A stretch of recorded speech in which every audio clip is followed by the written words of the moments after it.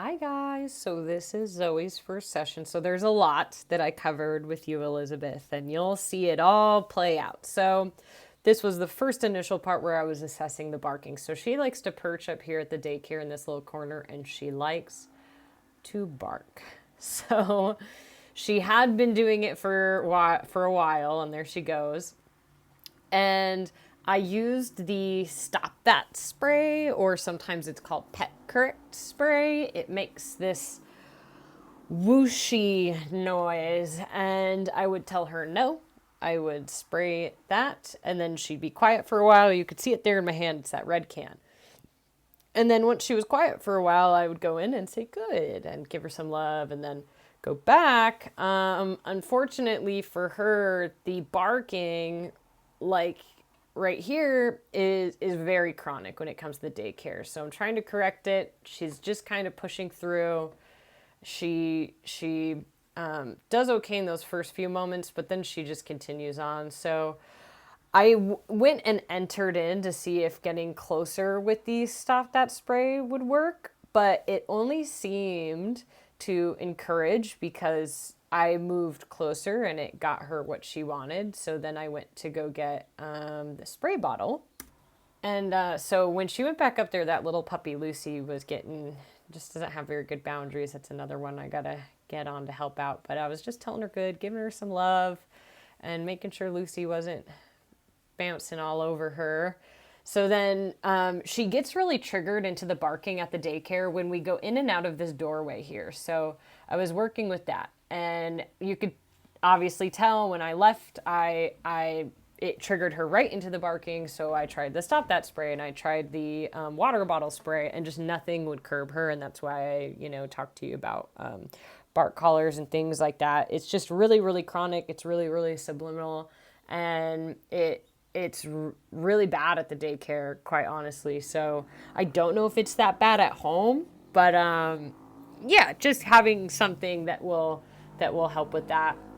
So now here is just that work, that little intro I did with the prong collar for her. So usually when we put her on a leash, she is pulling to the point where she is almost going to choke.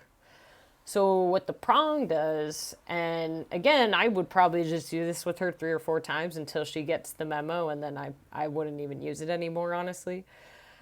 Because she did, and then I put her to the flat buckle, and she did awesome. But what it does is when she goes to, like, pull, there's pressure points along it, and it corrects her, it corrects the pulling, and we have definitely control over that. And so what I don't like about like flat collars if they're pushing too much against it, or slip leads if they're pushing too much against it, is that for a small dog is going to destroy her trachea.